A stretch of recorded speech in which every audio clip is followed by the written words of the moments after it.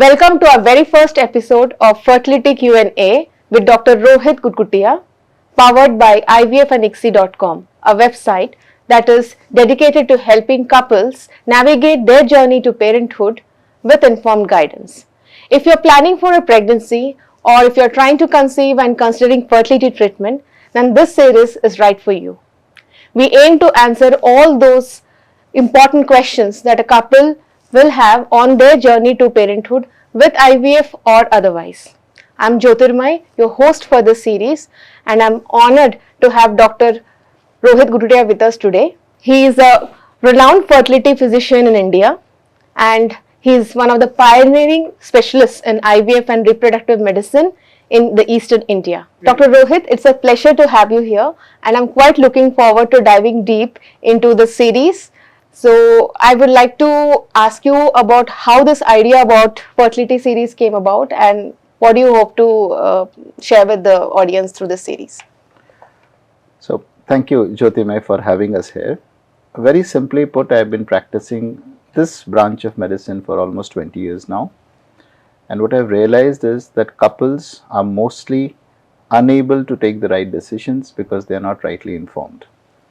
And they cannot talk to their family members, friends and relatives because infertility is such a taboo even now. And then they tend to rely on unreliable sources such as the web, internet, Google and so on and so forth. So I felt, and this is culling from my experience of 20 years, that couples need to be educated. They need to know what's right and what's not right so that they can take the right decisions. And therefore, this series, I'm so happy to tell you that the IVFandICSI.com, the website, is actually a labor of love. We have put together whatever that we understand of this subject in a very current and a very understanding sort of a format, which we feel couples would be able to follow and will be able to take decisions based on the information that we are providing them, and therefore move on to their parenthood dreams as and when they want to. And this series also would explain the common processes or procedures that we talk about when we talk about fertility treatments, like let's say an IUI or an IVF or an ICSI, and they can understand all of these processes with the kind of details that they would expect for us as consultants, which again unfortunately we are not able to provide to them when we are consulting them in our chambers because of the lack of time. So hopefully this series will be able to bring to them the procedures, the details of these procedures in a way that they have never ever encountered before. That's good to know, doctor, that you're going an extra mile for the patients so that their questions and answers are answered in the right way. So to begin with, I would like to explore the topic of pro-fertility counseling in the first session today. Dr. Rohit, pro-fertility counseling is quite a new concept in India, but this has been in practice outside for quite some time now. So would you mind sharing your perspective on what this pro-fertility counseling is all about? So I wouldn't agree that pro-fertility counseling is not there in India or is a new concept in India. In fact, this is a concept I think that has come from India to the rest of the world. Ever since we know couples have gotten married, they have been advised about fertility by their parents, their in-laws and their friends and relatives all the while. So actually what happens is when somebody gets married, their commonest refrain is, why don't you now start planning a family?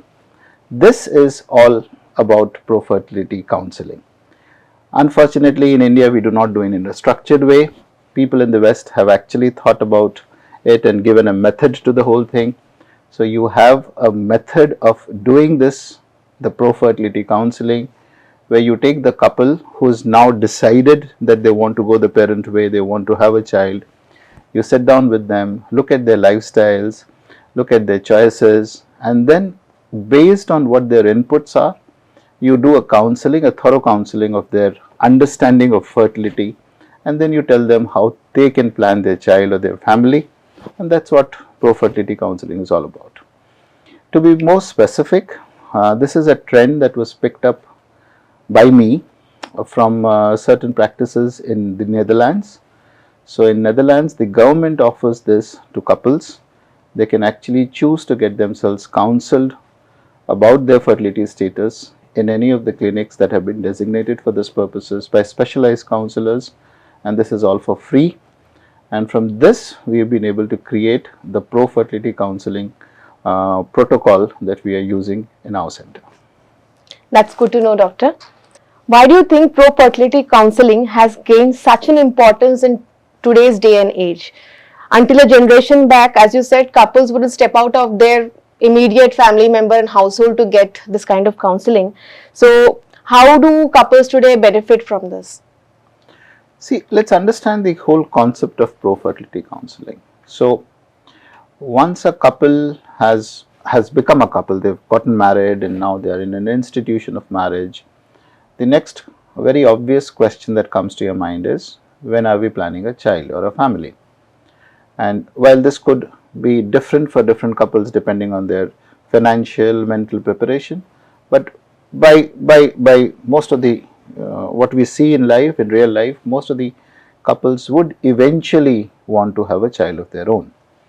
And it is just when they are ready to have a child, that's when they should go for a pro-fertility counseling, is what the thought has always been. But in today's age, things have changed. A very interesting data point that I'd like to bring to your notice is that if a woman was to get pregnant in London about 100 years back, she would most probably be in her teens. So she would have been 16 or 17 years old if she got pregnant in London 100 years back. And the same woman today is almost 30 plus when she is planning her first pregnancy in the same city of London. So this is what social changes have done to the entire institution of childbearing in the last 100 years. People are now living longer, healthier, maybe happier also, and as a result of which we are mostly postponing childbearing to the third, fourth decade of life after we have settled down. By settled down, when we are in a stable job, when we are financially more comfortable, and so on and so forth. So this is quite all right, and we are strong supporters of reproductive freedom as exercised by both men and women. But what we need to understand is the human physiology or biology does not actually agree with this. The human potential to bear children is maximum when the woman at least is in her 20s. Her egg quality, her ability to bear a child, everything is best in her mid-20s, and so also for the man. So when this is changing because of social reasons and people are now postponing their childbearing into late 20s or early 30s or even maybe late 30s, it may still be all right for most couples, but some couples may start feeling the problems that are associated with old age, meaning declining quality of the eggs, declining quality of the sperms, and therefore higher incidence of infertility. So what I'm trying to drive at is that social reasons are the main purpose why this idea of pro-fertility counseling has now developed. Even when you're not married, but in your mind you're contemplating a family as and when you want to, you should seek help from a counselor who will go through your past medical and surgical histories, will understand the kind of lifestyle that you lead, would most probably also be looking at your medical records and looking at everything, your family history, looking at everything would be able to suggest that you seem to be in a low risk group or in a medium risk group or in a high risk group, and maybe if you do belong to a high risk group, you would be suggested a few tests to perform. So this is the whole concept of pro-fertility counseling. And why do we need to do it today? Simply because we are usually getting married a lot later, and therefore the window of opportunity has become much smaller. If somebody was to get married in her early 20s, she would be healthy enough to bear a child for a longer duration. But now that people are getting married much later, they have a lesser time on their hand to plan a pregnancy and take a pregnancy. So just as you are getting married, at that very moment, if you're looking at getting yourself counseled by a trained professional to see if you are fit to carry a child, whether you are expected to get pregnant easily, then that's what pro-fertility counseling is all about. It is not treating you, it is just letting you know what goes into getting a pregnancy and whether you have all the parts present for a pregnancy to happen. That's quite an insightful perspective, Doctor. When would you recommend that couples should start thinking about pro-fertility counseling? So, again, as we've talked about this, see, pro-fertility counseling is, see, fertility or even parenthood is basically a logical step in life. There is no right time or a wrong time. It may be different for different people, but it's mostly a logical step in most people's lives. So, anybody who's stepped into adulthood and is planning to get married and is eventually planning to have children should look at getting themselves evaluated regarding their fertility status. Now, if somebody is single and job and education and career is a lot more important to that person right now, there's no point going and asking for a pro-fertility counseling, because most probably their childbearing or starting the family is far, far away. So there's the pro-fertility counseling, even if that person were to do that, is not going to help him or her, because the actual time to start trying for a pregnancy is going to be long time away. But somebody who's gotten married and is reasonably stable and would not mind a child or getting pregnant now, that person, even before they actually get started on trying to get pregnant, they should get a pro-fertility counseling done then and there itself, so that they know whether they are in a high risk or a low risk group. People in a low risk group can continue trying for a pregnancy for a longer duration without seeking professional help. People in the high risk group, on the other hand, should look for a professional help much sooner so that they don't lose time. The whole point that I'm driving at is, because we don't have much of a window now because the late marriage is happening, it is sensible for us to know ourselves whether we are in the high risk group or in the low risk group, and then decide accordingly. So the best time actually is once we have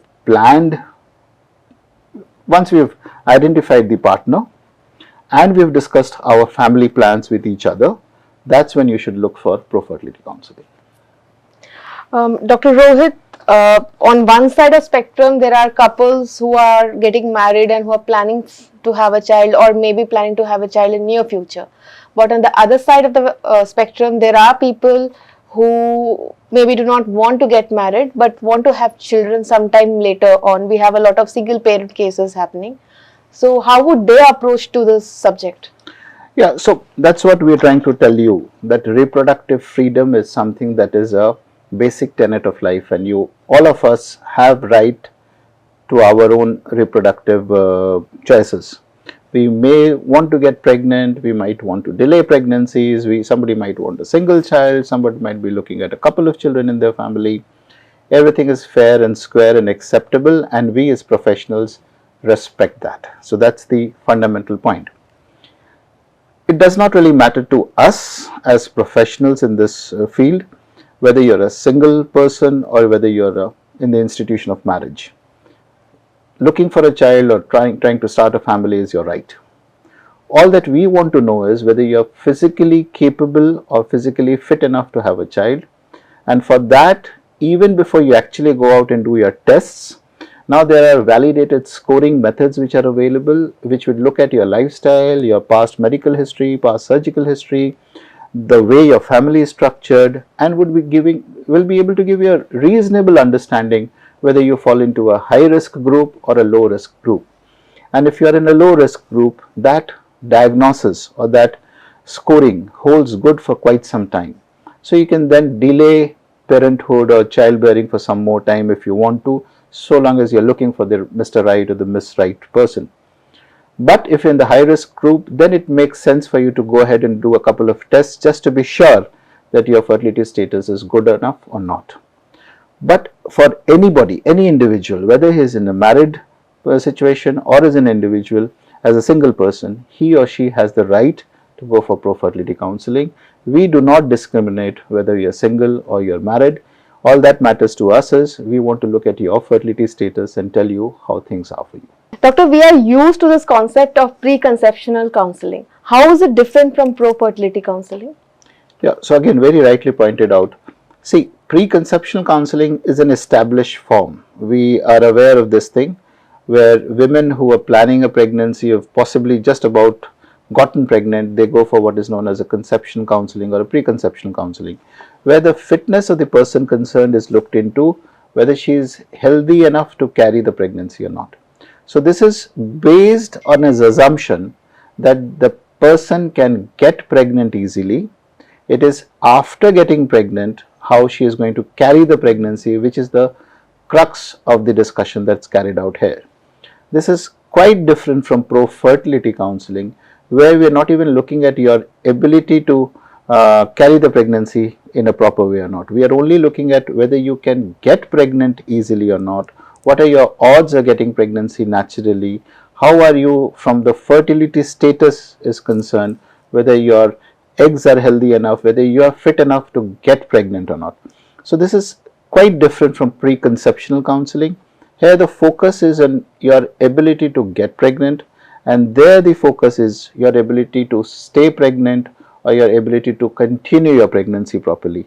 So while both of them are important aspects, we actually, in the pecking order, we come earlier than the preconceptional counseling. That comes a little later. It's a good idea to combine the two for people who are trying to get pregnant, and obviously they need to be healthy enough to carry the pregnancy successfully. So it's a good idea to combine the two, but these are two completely different aspects and we need to differentiate between the two. Where can a couple seek pro-fertility counseling in Kolkata? So, see, it's not about Calcutta or Kolkata or anywhere else. Pro-fertility counseling in itself is a concept that's evolving. So, right now we don't have much of an infrastructure in place other than a questionnaire that's been formatted, validated across so many couples mostly in the Netherlands. So, we have what we've done in our practice in Calcutta is we have modified the questionnaire based on our population, and we have a questionnaire both for the female partner and male partner, and we run this questionnaire with our couples when they come for a pro-fertility counseling and see whether we can classify them into a low risk or a moderate risk or a high risk category. This is what we are doing in our practice. We do not have a structured pro-fertility counseling program as yet. This is a basic service that we are offering to people. As and when the uptake increases, we want to make it more institutional, and we'll have trained professionals doing this, hopefully in Calcutta and other centers also.